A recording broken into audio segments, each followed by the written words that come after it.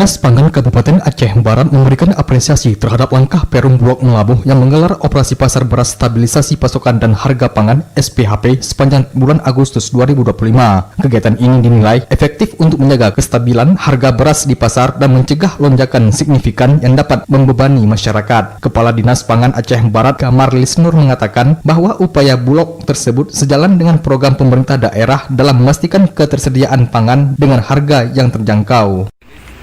Kita distribusi beras SPHP, beras di pasar bina usaha rata-rata sudah turun di level 14 ribuan. Jadi penyaluran SPHP sudah menimbulkan dampak bagi penurunan sedikit demi sedikit, karena beras di premium masih harga yang tinggi, masih dengan harga 16.000